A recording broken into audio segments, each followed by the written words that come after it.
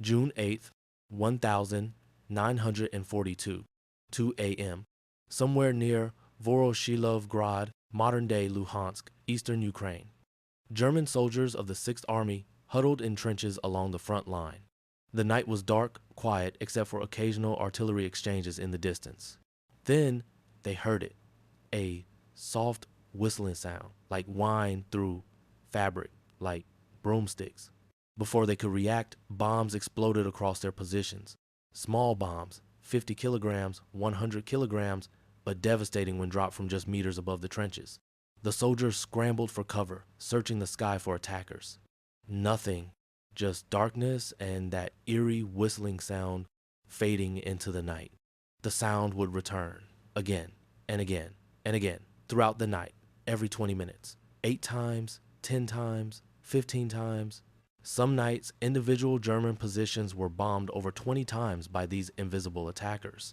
The Germans called them Nachthexen night witches. They were the 588th Night Bomber Regiment of the Soviet Air Force, and every single one of them, pilots, navigators, mechanics, armorers, commanders, was a woman. Chapter 1. The Founding, Marina Raskova's Vision, October 1941. The woman who made it possible. Marina Mikhailovna Raskova was already a legend in the Soviet Union before World War II began. Born in 1912 inches Moscow, she became one of the Soviet Union's most celebrated aviators in the 1930 seconds. In 1938, Raskova, along with Valentina Grizodubova and Polina Osipenko, set a world record for longest straight-line distance flight by women, 6,450 kilometers from Moscow to the Far East. The flight took 6 hours and 29 minutes. When their AIM-37 aircraft ran out of fuel, Raskova was forced to parachute from the navigator's position. She survived 10 days in the Siberian wilderness before being rescued. The Soviet press called her the Russian Amelia Earhart. Stalin himself awarded her the title Hero of the Soviet Union in 1938. She was one of the first women to receive this highest Soviet honor. Operation Barbarossa and women's mobilization. On June 22, 1941, Nazi Germany launched Operation Barbarossa, the invasion of the Soviet Union, with over 3 million troops. The German advance was catastrophic. Within weeks, German forces had penetrated hundreds of kilometers into Soviet territory. By September 1941, Leningrad was under siege and German forces were approaching Moscow. The Soviet Union faced potential extinction. Every resource, every person was needed for defense. Marina Raskova began receiving hundreds of letters from young Soviet women begging for the chance to serve as combat pilots. Soviet women were already serving in many military roles as medics, anti-aircraft gunners, snipers, and tank drivers. But military aviation remained closed to them despite many having civilian flying experience. Raskova used her fame and direct access to Joseph Stalin to propose something unprecedented. All female air combat regiments. Not support roles, not auxiliary units, actual combat formations. Order number 0099. On October 8th, 1941, Stalin signed order number 0099, authorizing the formation of 3 all-female aviation regiments. 586th Fighter Aviation Regiment, flying Yakovlev Yak-1 fighters, commanded by Major Tamara Kazaranova, later replaced by male commander Major Alexander Gridnev in October 1942, 587th Bomber Aviation Regiment, flying Petlyakov P-2 dive bombers, commanded by Major Marina Raskova herself, later replaced by male commander Major Valentin Markov after Raskova's death in 1943. 588th Night Bomber Regiment, flying Polikarpov Po, 2 biplanes commanded by Major Yevdokiya Bershanskaya, remained female-commanded throughout the war. The 588th would be the only one of the 3 regiments to remain entirely female. Pilots, navigators, mechanics, armorers, commanders, throughout its entire wartime service. This was partly because the 587th required tall crew members to operate rear machine guns, not enough tall women were available, and the 586th female commander was replaced by a man. But the 588th Night Bomber Regiment would become the most famous and most decorated of all three. Chapter 2. Training and Preparation, October 1941, May 1942. The volunteers, approximately 400 young women, reported to Engels Air Force Base, a small town north of Stalingrad on the Volga River, in October 1941. They ranged in age from 17 to 26 years old. Most were in their late teens or early 20s. Many were university students. Some were already civilian pilots with flying club experience. Others were mechanics, engineers, or simply patriotic volunteers with no aviation experience whatsoever. They came from across the Soviet Union, Russians, Ukrainians, Jews, Kazakhs, Tatars, representing the diversity of the USSR. Major Yevdokiya Bershanskaya, a professional pilot with extensive flying experience, was appointed commander. At 29 years old in 1941, she was one of the older members of the regiment. She would command the unit throughout its entire wartime service. Ev is ZO from October 1941 until the regiment's disbandment in October 1945. The equipment they received: the women received used military uniforms, men's uniforms that didn't fit. Boots were too large. Some women reportedly tore apart their bedding to stuff into oversized boots to prevent them from slipping off during flight operations. Their aircraft would be even more disappointing. While the 586th Fighter Regiment received brand new Yakovlev Yak-1 fighters, to the fury of male pilots who wanted those planes, and the 587th Bomber Regiment received modern Petlyakov PE-2 dive bombers, the 588th Night Bomber Regiment received training aircraft from 1,928. The Polikarpov Po-2, originally designated U-2 until 1944, when it was renamed to honor its designer Nikolai Polikarpov, was a biplane designed for basic flight training and crop dusting. It was constructed from plywood and fabric stretched over a wooden frame. The Po-2, specifications of an obsolete aircraft. The aircraft they would take into combat had the following specifications. Engine: Shvetsov M11D 5-cylinder radial engine. Power: 125 horsepower. For comparison, German Messerschmitt Bf 109 fighters had 1,475 horsepower. Performance: maximum speed 150, 2 kilometers per hour, 94 miles per hour, slower than most cars on modern highways. Cruise speed 120 kilometers per hour, 75 miles per hour. Service ceiling 3,000 meters, 9,800 feet. Range 400 kilometers, 250 miles. With full fuel. Takeoff distance 150 meters. Dimensions: wingspan 11.4 meters, 37 feet. Length 8.2 meters, 27 feet. Empty weight 770 kilograms, 1,698 pounds. Loaded weight 1,350 kilograms, 2,976 pounds. Armament: U-2 VS Night Bomber variant. Bomb load 350 kilograms, 770 pounds. Maximum: typically 6 bombs of 50 kilograms or 100 kilograms. Defensive armament: initially none. Later, one 7.6 2mm SCAS machine gun in rear cockpit, operated by navigator. Parachutes: none until 1944. Radio: none in most aircraft. Armor protection: none. Enclosed cockpit: known, open cockpit. The aircraft had been designed in 1927. By 1941, it was hopelessly obsolete for combat. Training: 6 months to create combat pilots. Normal Soviet pilot training in peacetime took 2 to 3 years. The women of the 588th Regiment had 6 months. They trained 15 to 17 hours per day. Pilot training, navigation training, bombing training, aircraft maintenance, armament handling, meteorology, radio operation, though they wouldn't have radios in combat, camouflage techniques, and night flying. Night flying was particularly challenging. The Po-2 had minimal instruments. Navigation was done with map, compass, ruler, stopwatch, flashlight, and dead reckoning. Pilots had to learn to fly in complete darkness using feel, sound, and instinct. According to post-war accounts, training was brutal but thorough.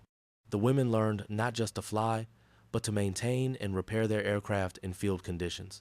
They learned to operate in extreme cold, Russian winters with temperatures reaching negative 40 degrees Celsius. They learned to function on minimal sleep. By May 1942, the 588th Night Bomber Regiment was declared combat ready. They had 40 crews, pilot and navigator per aircraft, totaling 80 women aircrew, plus approximately 240 ground crew mechanics, armorers, radio operators, medical personnel, administrators.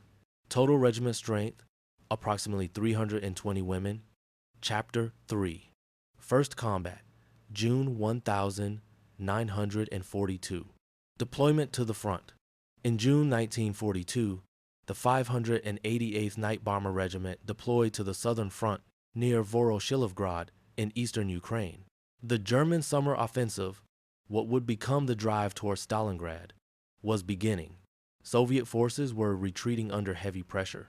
The regiment's airfield was a flat field hastily prepared with minimal infrastructure. There were no concrete runways, the Po-2 didn't need them, no hangars, no proper maintenance facilities. Aircraft were hidden under camouflage nets during the day to protect them from German air attack. Living conditions were primitive. The women slept in dugouts or tents. Food was whatever the army could provide, often bread, porridge, and tea. Water had to be carried from wells or rivers. First mission, June 8, 1942. On the night of June 8, 1942, the 588th Regiment flew its first combat mission. Commander Bershanskaya personally led the first sortie, flying as pilot with her navigator. 2 other crews accompanied her, 3 aircraft total on this historic first mission. Target: a German headquarters near Voroshilivgrad. The mission was successful. Bombs hit the target, but 1 aircraft was shot down by German anti-aircraft fire. The crew, pilot, and navigator were killed. The regiment's first combat casualties. Despite the loss, the mission demonstrated the concept worked. Small biplanes flying at night, approaching at low altitude, could deliver bombs with reasonable accuracy while remaining difficult for defenders to engage. Developing tactics. Over the following weeks, the women of the 588th developed the tactics that would make them famous and terrifying to German soldiers. Standard operating procedure. Takeoff. After dark, aircraft took off from crewed airfields at intervals. Navigation. Navigate to target using map, compass, and landmarks visible in moonlight or by artillery flashes. Approach. Fly as low as safely possible to avoid radar detection. The Po-2 flew too low for most German radar anyway. Final approach. At approximately 1 kilometer from target, pilot would throttle engine to idle, glide bombing. Aircraft would glide toward target in near silence, with only wind whistling through wire, bracing, making sound. Bomb release. Navigator would release bombs from 300 to 600 meters altitude. Escape. Pilot would advance throttle to full power and turn sharply away at low altitude. Return and repeat. Return to airfield, rearm, refuel, and repeat, often 8 to 15 times per night. This gliding approach was brilliant tactics, born of necessity. The Po-2 small engine was loud when at full power. German soldiers could hear it approaching and take cover, but at idle, gliding, the aircraft was nearly silent. The whistling of wind through the wire bracing between the biplane wings was the only warning. German soldiers compared this sound to witches on broomsticks, hence Nachthexen. Chapter 4. The German Perspective, 1942 to 1943. What Germans experienced. German frontline soldiers came to dread the night witches with an intensity that seems disproportionate to the small bomb loads involved. From German soldier accounts, from post-war interviews and captured documents, the attacks began shortly after dark and continued until dawn. Individual positions might be bombed 10 to 20 times in a single night by these small aircraft. The bombs themselves, 50 kilograms and 100 kilograms, weren't large enough to cause massive casualties if you were in a proper bunker, but they were lethal to troops in open trenches or bivouac areas. Worse was the psychological effect. German soldiers couldn't sleep. Night after night, the whistling sound would come, bombs would explode nearby, then silence, then 20 minutes later it would happen again. Sleep deprivation degraded combat effectiveness dramatically. German anti-aircraft gunners found the Po-2 almost impossible to shoot down effectively. Too slow. The Po-2's maximum speed, 150, 2 kilometers per hour, was slower than the stall speed of German Messerschmitt Bf 109 and Focke-Wulf FW 190 fighters. German fighters literally could not fly slowly enough to stay behind a Po-2 without stalling and falling from the sky. Too low. The biplanes flew at 300 to 600 meters altitude, below the effective range of heavy anti-aircraft guns, but above the effective range of small arms fire. Too small. The wood and fabric construction gave minimal radar signature. In an era before modern radar, the Po-2 was nearly invisible at night. Too maneuverable. The slow speed gave exceptional maneuverability. The aircraft could turn inside any German fighter's turning radius. The Iron Cross bounty. German military command became so frustrated with the Night Witches that they issued a standing order. Any Luftwaffe pilot who shot down a Night Witch would automatically receive the Iron Cross medal. This was extraordinary. The Iron Cross was a prestigious decoration, not normally awarded for single aircraft kills. The standing order demonstrated how seriously German command took the Night Witch threat.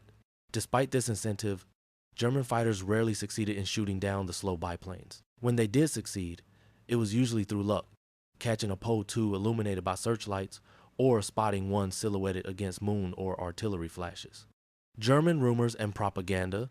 Germans spread rumors that the Soviet government was giving the women experimental drugs to enhance their night vision, allowing them to see like cats in darkness.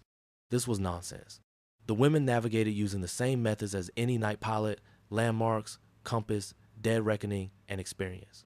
Some developed exceptional skill at night flying through practice, not pharmaceuticals.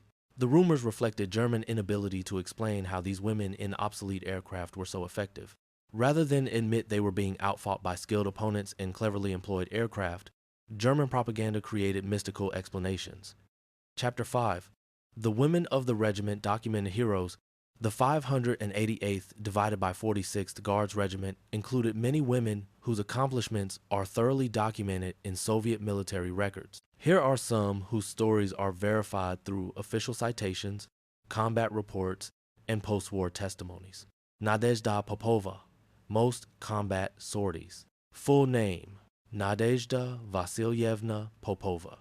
Born the 17th of December 1921, Donetsk Oblast, Ukraine. Role: pilot. Total combat sorties: 850. 2 missions. Awards: Hero of the Soviet Union, 1,945. Popova joined the regiment in 1942 at age 20. She flew continuously from 1,942 until war's end in 1945. Her 852 missions represented more combat sorties than almost any other Soviet aviator of any gender. On one recorded occasion, she and her navigator flew 18 missions in a single night, taking off, bombing German positions, landing, rearming, refueling, and repeating 18 times between dusk and dawn. Her aircraft was hit by German fire multiple times. On one mission, shrapnel from German anti-aircraft fire tore through her cockpit, wounding her in the leg. She completed the mission and returned to base before accepting medical treatment. Post-war, she married another Soviet pilot and lived until 2013, dying at age 91. Yekaterina Ryabova and Nadezhda Popova, 18 missions in one night. Yekaterina Mikhailovna Ryabova, born the 2nd of October 1921, role: navigator. Total combat sorties: 780 plus missions. Awards: Hero of the Soviet Union, 1,945. Ryabova served as navigator, working with various pilots throughout the war. The documented instance of her and pilot Nadezhda Popova flying 18 missions in one night, mentioned in official Soviet records, represents the maximum operational tempo achieved by any crew in the regiment. Each mission involved takeoff, 5 minutes, flight to target, 10 to 30 minutes depending on distance, attack, run, 5 minutes, return flight, 10 to 30 minutes, landing, rearming, refueling, 15 to 20 minutes. Total per mission, 45 to 90 minutes. Flying 18 missions meant being airborne or preparing for flight for approximately 8 to 20 hours straight, with only brief breaks between sorties for refueling and rearming. Marina Raskova, Deputy Commander. Full name: Irina Vyacheslavovna Rakobolskaya. Born the 22nd of December 1919, Moscow. Role: Chief of Staff divided by Deputy Commander. Awards: Order of the Red Banner, Order of the Red Star. Raskova was one of the few women in the regiment who held a university degree before the war. She had studied mathematics at Moscow State University. As Deputy Commander and Chief of Staff, she was responsible for mission planning, maintaining combat records, and coordinating with higher command. Her post-war interviews and memoirs provide much of the documented information about the regiment's operations. She lived until 2016, dying at age 96, and spent her post-war life preserving the regiment's history and advocating for recognition of women's contributions to the war effort. Polina Gelman, Jewish hero. Full name: Polina Vladimirovna Gelman. Born 1919, Yevdokiya, Ukraine. Role: Navigator. Total combat sorties: 860 missions. Awards: Hero of the Soviet Union, 1,946. Gelman was one of 2 Jewish women decorated as Hero of the Soviet Union for service in World War II. Born to a working-class Jewish family, she initially faced repeated disqualifications when trying to volunteer due to her short stature, approximately 1.52 meters divided by 5 feet tall. She finally gained acceptance and completed navigator training. Her 860 combat missions rank among the highest in the entire Soviet Air Force. Post-war, she became a journalist and writer, documenting the experiences of Soviet women in World War II. She died in 2005 at age 86. Rufina Gasheva, twice Hero of the Soviet Union. Full name: Rufina Sergeyevna Gasheva. Born 1921.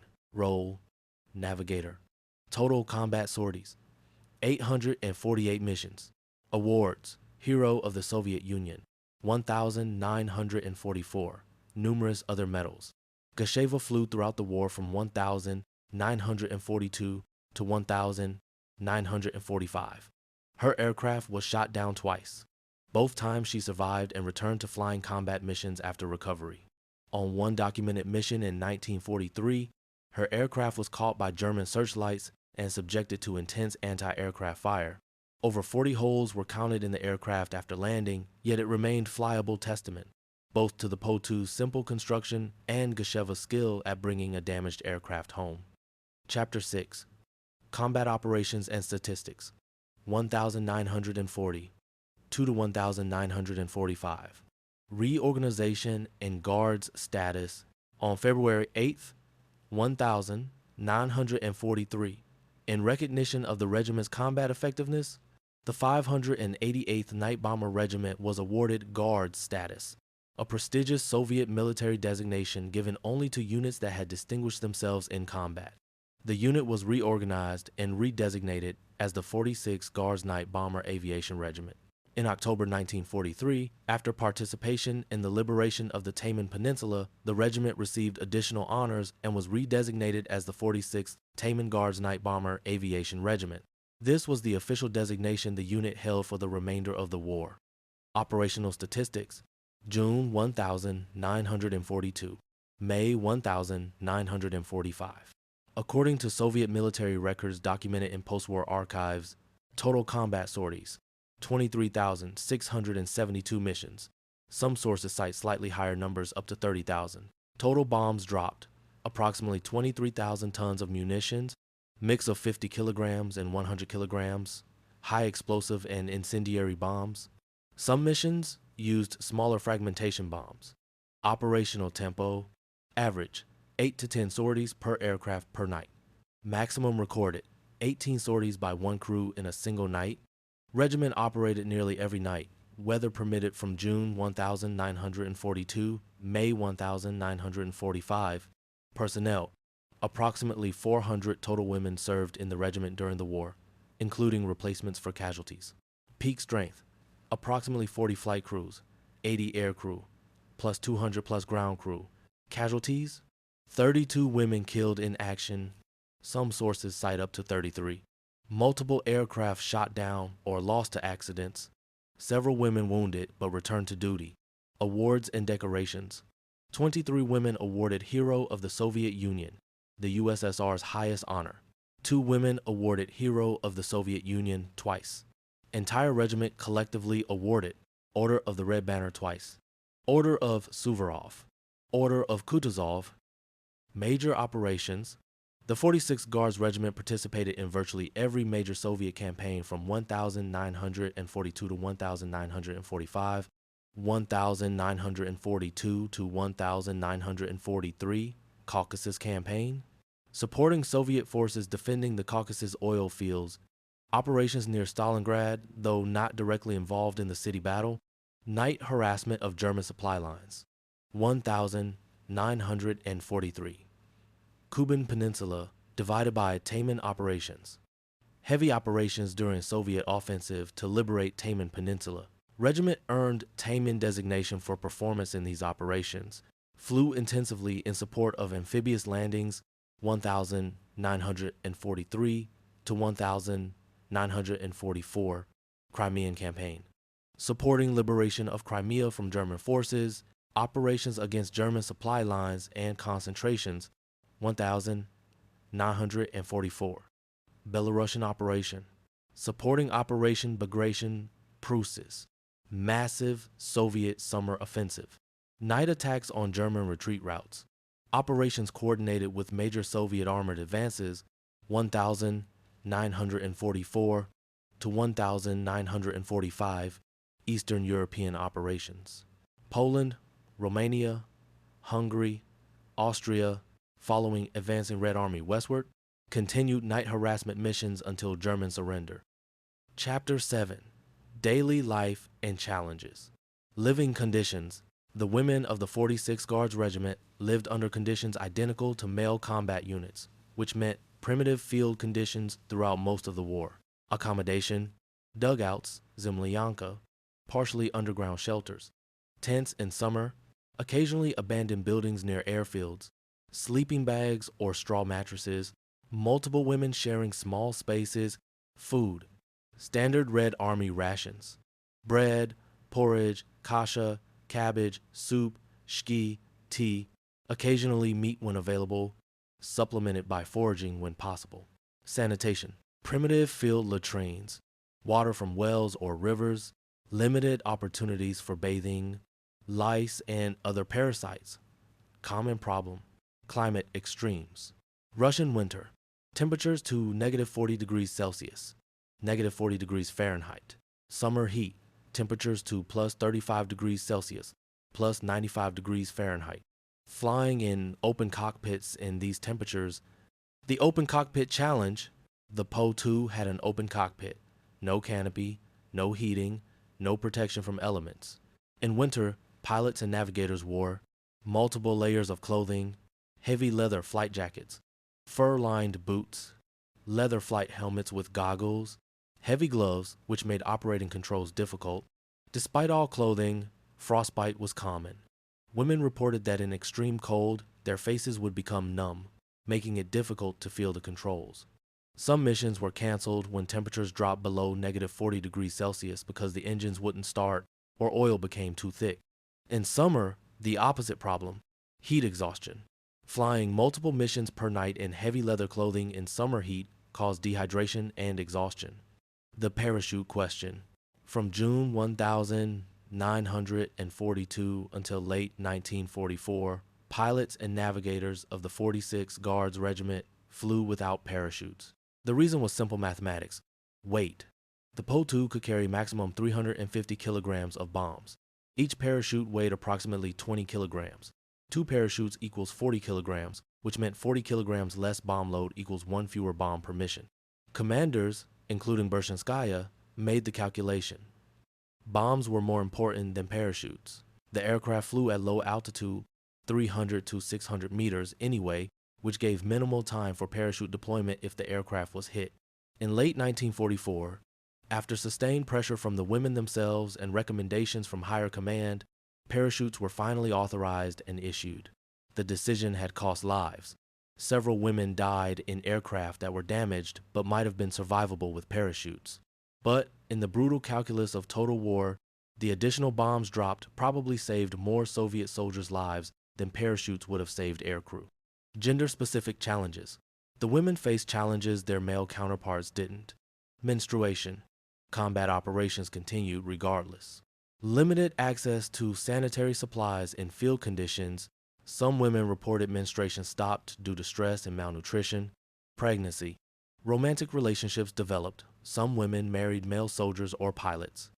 At least one documented case of woman becoming pregnant while in combat unit.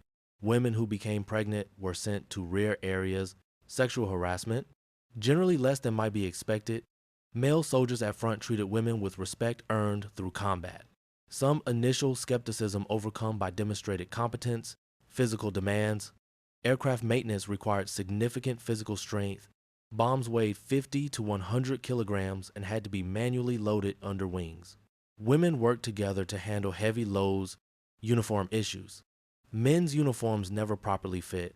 Boots especially problematic. Women improvised solutions. Stuffing boots, altering uniforms. Chapter 8. Losses and close calls. The 32 who didn't return. Official Soviet records document 32 women from the 46th Guards Night Bomber Regiment killed in action during World War II.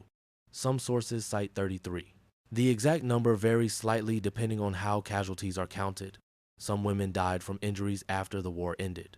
Out of approximately 400 women who served in the regiment during the war, a casualty rate of 32 killed represents roughly 8%, significantly lower than the Soviet Air Force average, but still substantial. Each loss was documented in official reports. Here are some whose stories are preserved. Yevgenia Rudneva, astronomer and hero. Full name, Yevgenia Maximovna Rudneva. Born the 24th of December 1920, Berdyansk, Ukraine. Died the 9th of April 1944, Kerch, Crimea. Role, navigator. Total missions before death, 645 sorties.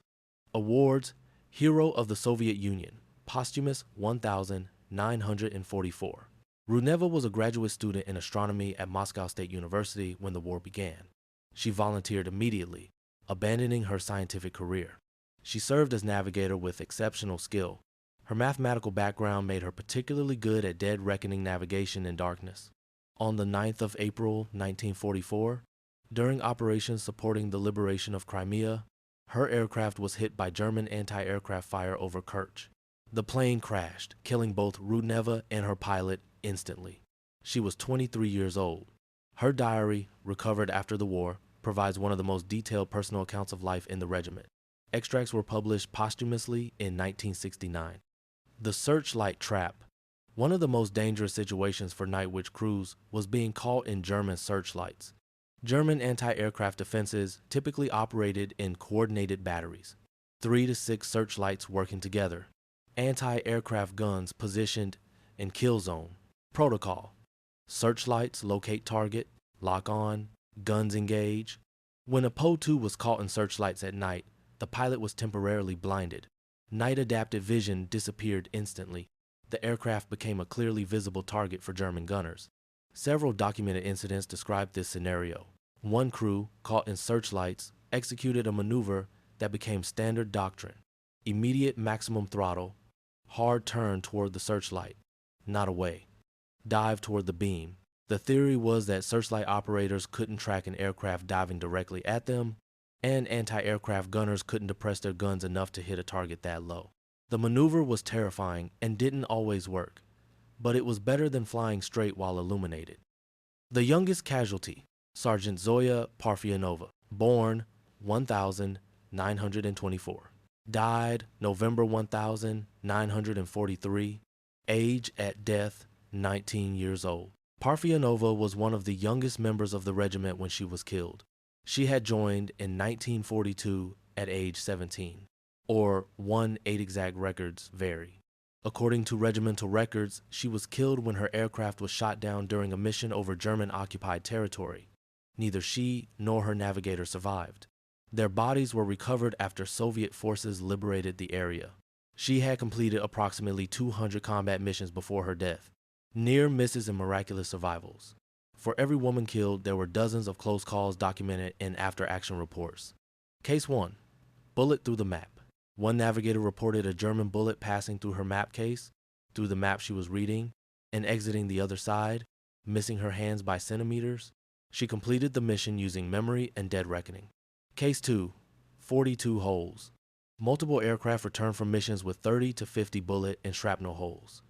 The Po-2's fabric and wood construction meant bullets often passed through without hitting critical components.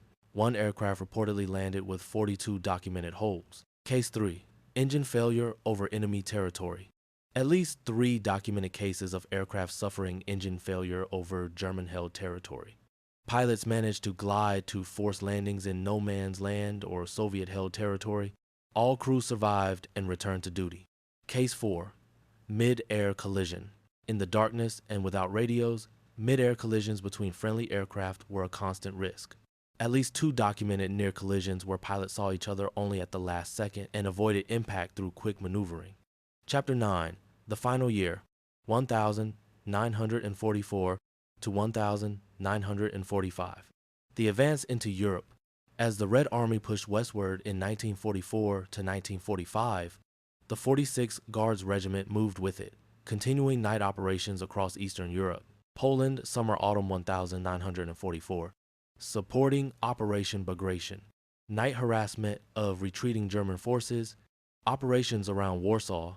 Romania and Bulgaria, autumn 1944, supporting Soviet operations in Balkans, night attacks on German supply lines, coordination with Romanian forces after Romania switched sides. Hungary, winter 1944 to 1945, supporting siege of Budapest. Night operations against German positions, operating in extremely cold conditions. Austria, spring 1945. Final operations as Red Army entered Austria. Night missions against retreating German forces, operations continuing until German surrender. May 1945, victory. On May 9th, 1945, May 8th in Western Europe, Germany surrendered unconditionally.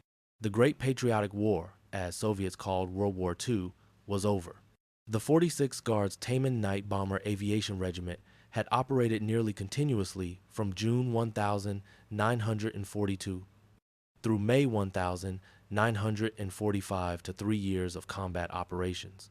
Final statistics, official Soviet records: 23,672 plus combat sorties, 23,000 plus tons of munitions dropped, 32 women killed in action, 23 women awarded Hero of the Soviet Union, 2 women awarded Hero of Soviet Union twice.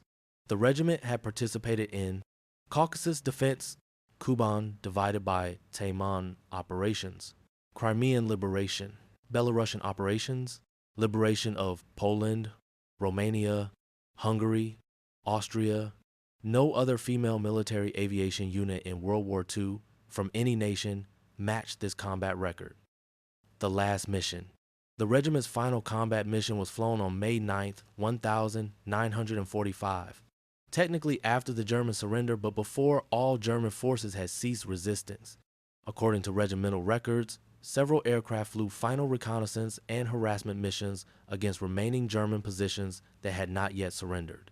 The last bombs dropped by the Night Witches fell on German positions in Austria on the night of May 8 to 9, 1945. After 3 years of nearly continuous night operations, the war was over. Chapter 10. Post-War Fate. Disbandment. In October 1945, the Soviet military began demobilizing wartime units. The 46th Guards, Taman Night Bomber Aviation Regiment, was officially disbanded on October 15th, 1945.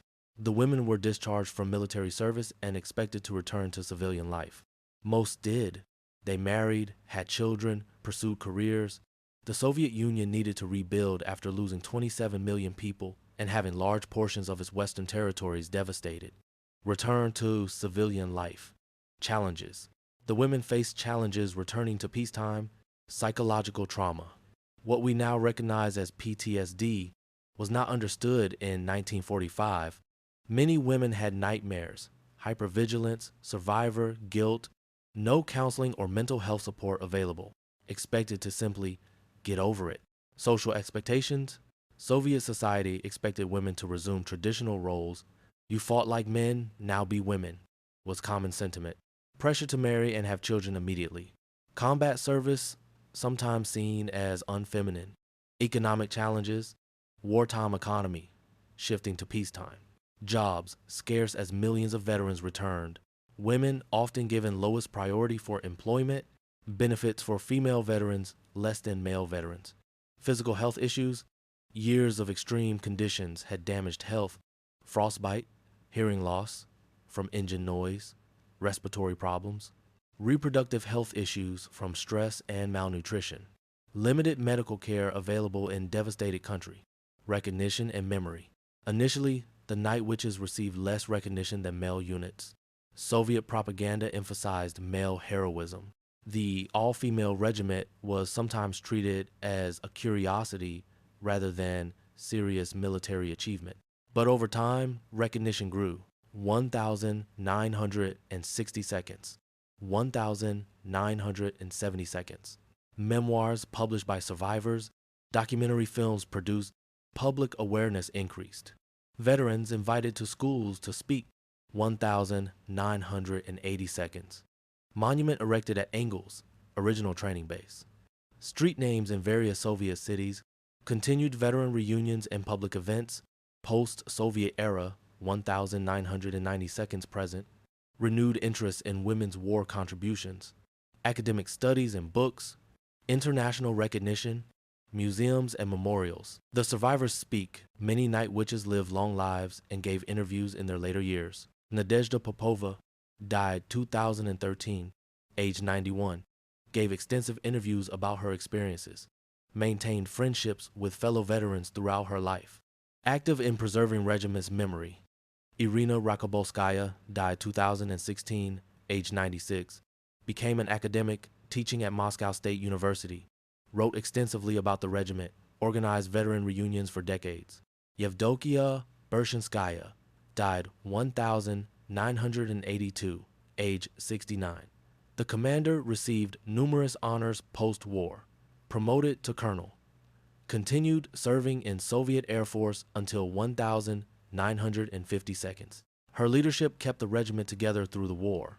Their interviews, memoirs, and public speaking created the historical record we now have of the Night Witches' experiences. Chapter 11. Technical Analysis, Why It Worked.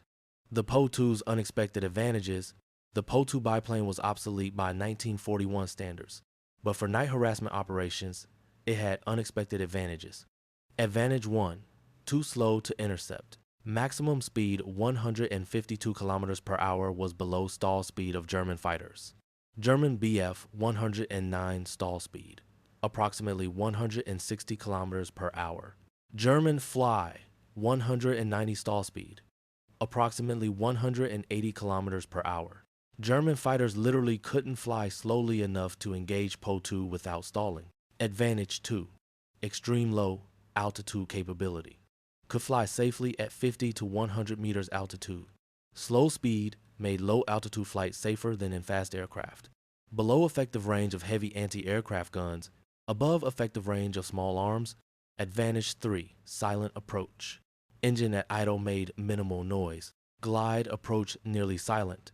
Wind through bracing wires. Only warning sound. Advantage 4. Small radar signature. Wood and fabric construction reflected minimal radar. Small size reduced visual detection at night. German radar technology 1942 to 1945 struggled to detect aircraft this small. Advantage 5. Simplicity and reliability. Simple engine rarely broke down. Could operate from crude airfields.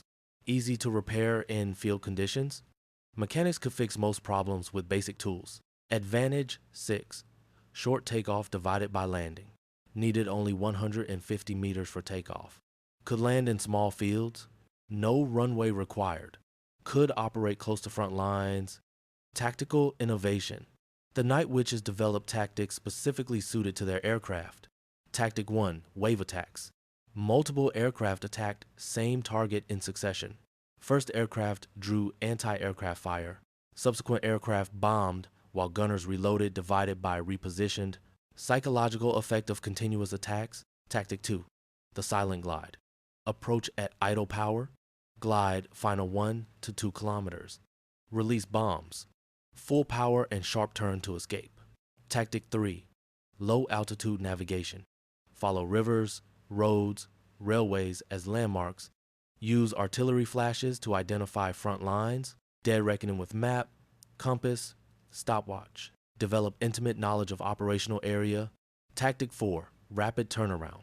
Land, rearm, refuel in 15 minutes. Multiple sorties per night. Maintain constant pressure on enemy. Tactic 5. Decoy maneuvers. One aircraft draws searchlights and fire.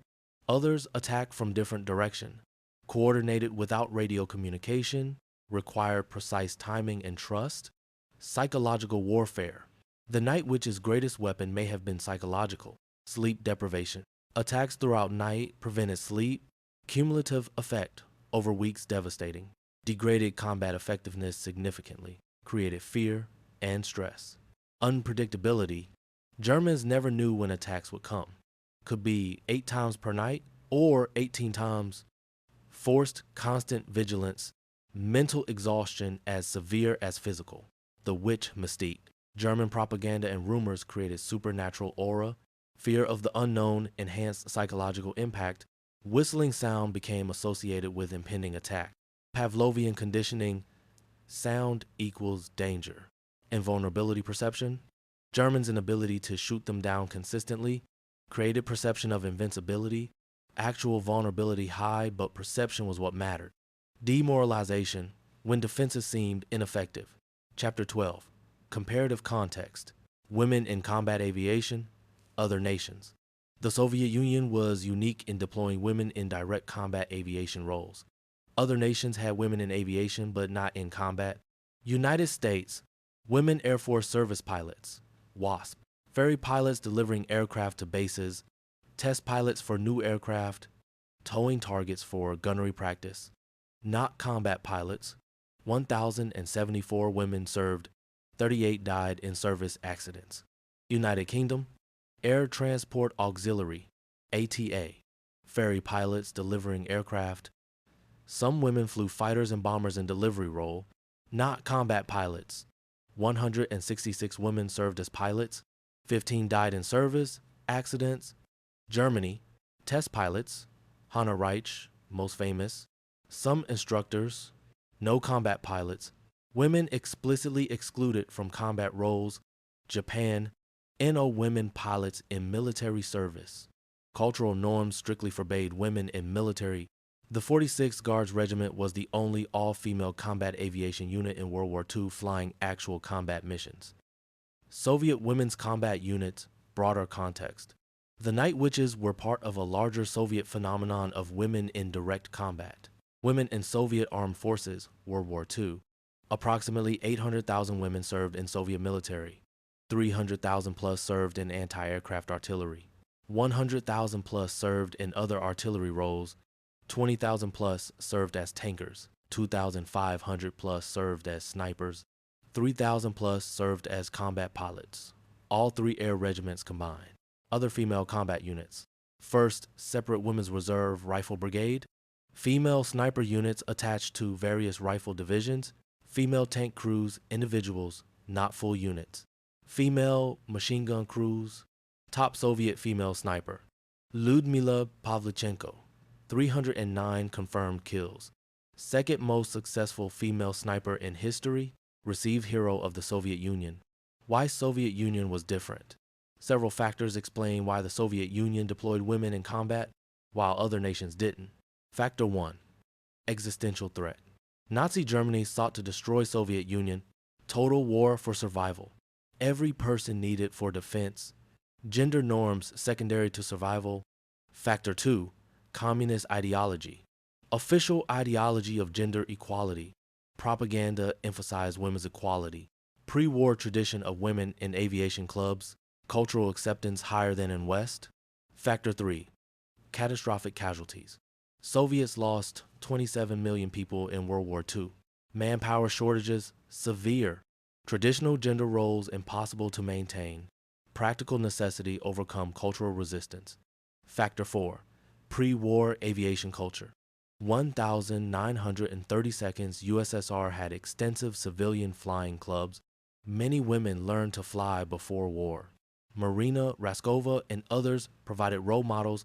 Infrastructure existed for training female pilots. Chapter 13. Legacy and Modern Recognition. Cultural Impact. The Night Witches have become symbols of women's capability in combat and have inspired books.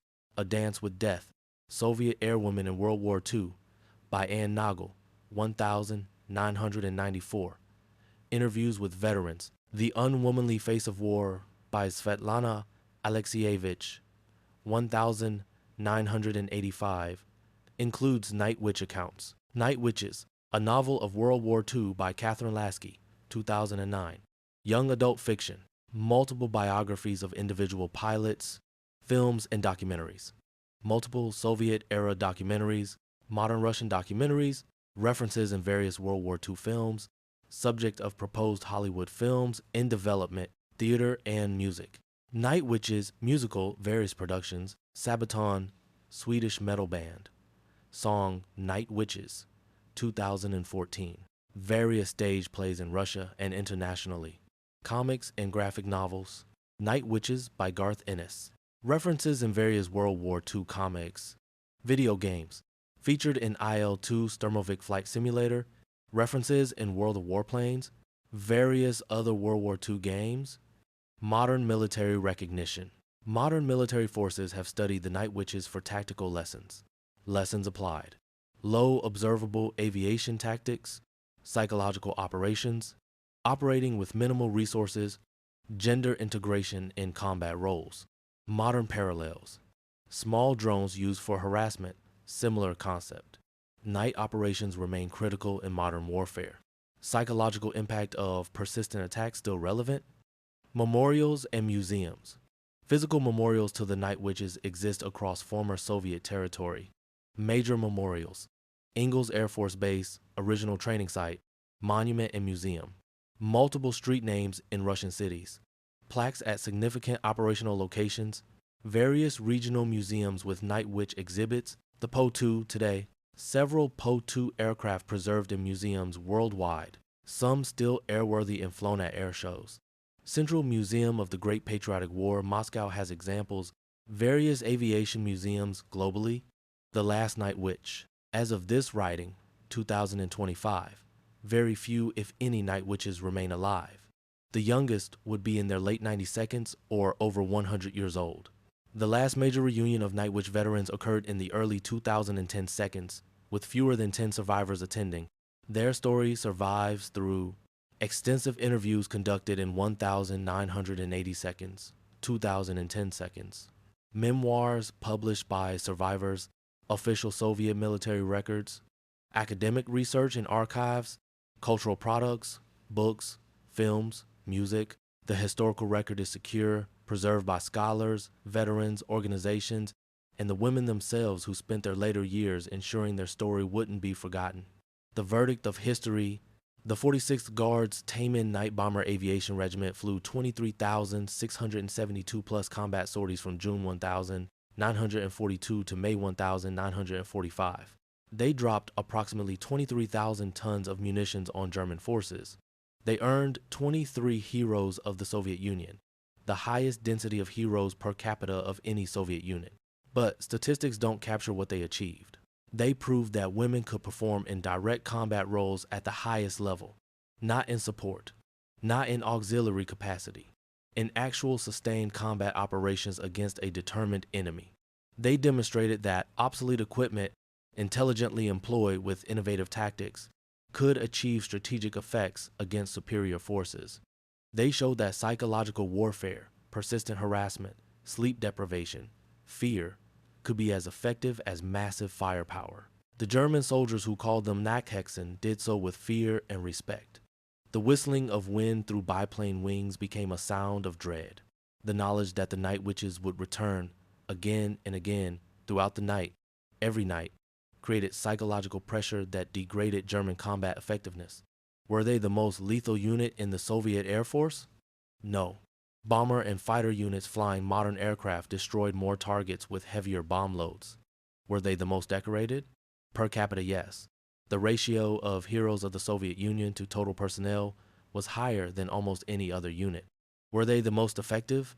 In their specific role, night harassment and psychological warfare, they were unmatched. What we learn. The Night Witches teach us several enduring lessons. Lesson 1. Capability isn't determined by gender, but by training, courage, and determination. Lesson 2. Inferior equipment, creatively employed, can defeat superior forces. Lesson 3. Psychological warfare and persistent pressure can be as effective as overwhelming firepower. Lesson 4. Small, low-cost platforms. Then, Po-2 biplanes. Now, drones. Can achieve strategic effects. Lesson 5. Necessity drives innovation. The constraints that made the Po-2 seem useless, slow, small, obsolete, became advantages in night harassment operations. The human story? Behind the statistics were 400 women who volunteered for combat, knowing the dangers. Teenage girls who became aviators. University students who abandoned studies for war. Women who flew obsolete aircraft against one of the world's most powerful militaries and survived through skill, courage, and luck. 32 didn't come home. They died in burning aircraft, shot down over enemy territory, far from families who learned of their deaths through official telegrams. The survivors carried their experiences throughout long lives. They married, had children, pursued careers, but they never forgot the nights over the Eastern Front. The engine roar, the whistle of wind through wings, the explosion of bombs below, the searchlight beams seeking them in darkness. They were the Night Witches, Stalin's all-female night bombers, women who terrorized the Nazi war machine with wooden biplanes and iron will. Their story deserves to be remembered not as a curiosity, not as propaganda, but as historical fact. Women who served with distinction, courage, and effectiveness in one of history's deadliest conflicts. Epilogue. In their own words, post-war interviews with Night Witch veterans provide the most powerful testimonials, Nadezhda Popova, on why they fought. We were defending our motherland. Gender didn't matter. We fought because our land was invaded, our people were dying. We did what had to be done. Marina Raskova, on the missions. Every night we flew knowing we might not return, but we never hesitated. The aircraft were unreliable. The weather was terrible. The Germans were waiting. We flew anyway. Yevdokiya Bershanskaya, commander, on her pilots. These women were the bravest people I ever knew. They faced death every night with calm professionalism. They never complained, never wavered. I was honored to command them. Anonymous Night Witch, on post-war civilian life. After the war, people asked, "What did you do?" When I said I flew combat missions, they didn't believe me. They thought women couldn't do that. But we did, and we did it well. The Night Witches asked for no special treatment. They wanted no publicity. They simply wanted to serve their country in its darkest hour. They succeeded beyond anyone's expectations, including their own. Their legacy lives on in every woman who serves in combat aviation today. End of documentary.